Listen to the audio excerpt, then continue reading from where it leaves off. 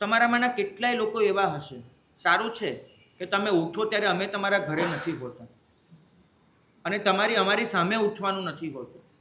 બાકી તમે ઉઠો ને, કેટલું આમ હોય, પડ્યા રહેશું, ઊભા થવાનું મન નહીં થાય, ઊભા થઈને પણ બગાસા ખાઈશું, આંખો ચોળીશું, માંડ માંડ માંડ ચાલીશું, ચાલતા ચાલતા અડધી ઊંઘમાં ક્યાંક ભટકાઈ પડીશું, ખબર નહીં કેમ. ચુસ્તતા કેમ નથી, સુસ્તી કેમ છે? કેમ કે તમે ઊંઘતી વખતે પણ શાંત નથી હોતા. ઊંઘમાં પણ તમારો ધલવલાટ ચાલુ રહે છે. એક સાધુ જ્યારે ઊંઘે છે ને, ત્યારે ઊંઘતા પહેલાં એના શબ્દો હોય છે, નિસિહી નિસિહી નિસિહી. અમે સંથારામાં પ્રવેશ કરીએ ત્યારે અમારે શું બોલીને સંથારામાં જવાનું હોય? નિસિહી નિસિહી નિસિહી. અત્યાર સુધી હું જાગતો તો ત્યાં સુધી આ સંસાર સાથે મારે જે પણ નિસ્બત હતી બધું ઓસેરાવી દઉં છું અને હવે ઊંઘમાં પરોવાઈ જાઉં છું. ફરીથી પૂછ્યું, ભગવાને કીધું કે ઊંઘતો માણસ શું કરે? તો ભગવાન શું જવાબ આપે? ઊંઘતો માણસ શું કરે? માત્ર ઊંઘે. બીજી બધી ઘટનામાં તો તમને નિસિહ સમજાશે. હું દેરાસરમાં જાઉં તો નિસિહ હોય, હું ઉપાશ્રયમાં આવું તો નિસિહી હોય, કેમ કે કશુંક કરવા જાઉં છું, કશુંક મેળવવા જાઉં છું. પણ તમે આ ઘટનાને કેવી રીતે જોશો કે ઊંઘતા પહેલા નિસિહી બોલવાનું છે? નિસિહી નિસિહી નિસિહી કેમ? પહેલી નિસિહી શીખવાડે છે કે મારો શરીરનો જેટલો પણ સંપર્ક છે આ સૃષ્ટિ સાથેનો, બધાનું વિસર્જન. બીજી નિસિહી મારા વચનનો જેટલો સંપર્ક છે એનું વિસર્જન.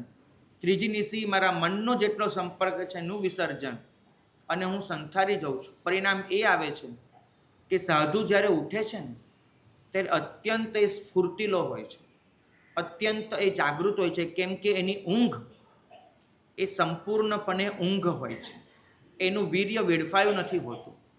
જ્યારે તમે ઉઠો છો ત્યારે કેટલી ભયંકર સ્વપ્ન સૃષ્ટિ અને કેટલી ચિંતા અને પડોજન.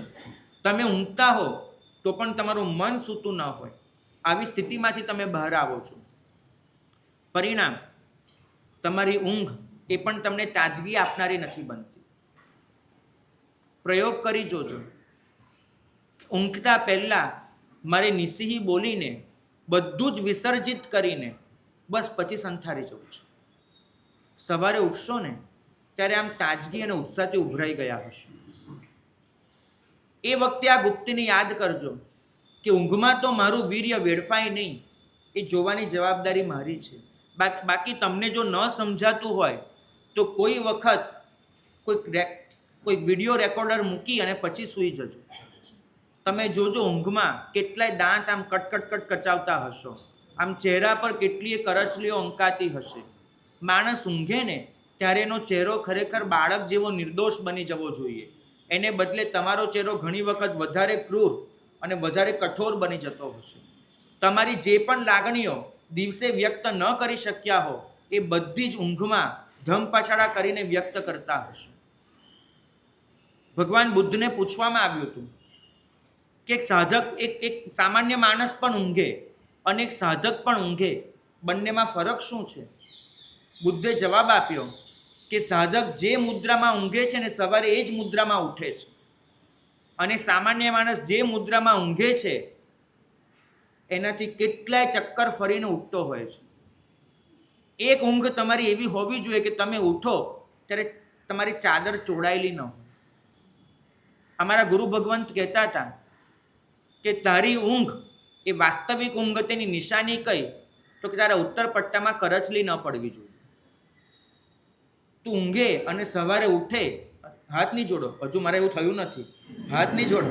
અમારા ગુરુ ભગવંતે જે શીખવાડ્યું એની વાત કરું છું કે તારા ઉત્તર પટ્ટામાં કરચલી ન પડે ને તો સમજવું કે તું ઊંઘીને ઉઠ્યો, અને જો ઉત્તર પટ્ટામાં કરચલી હોય તો સમજવું કે તું ભાગદોડ કરીને થાક્યો, બીજું કાંઈ જ નથી.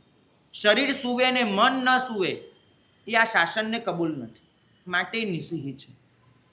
આજે બધા નક્કી કરજો કે આજે રાત્રે એવી ઊંઘ લેવી છે કે સવારે ઉઠીએ ત્યારે કશું ચોડાયેલું ન હોય, જે પણ હોય એ સ્વસ્થ હોય. આટલું નક્કી કરીને કાલે સૌ મળીએ. મંગલ કામના.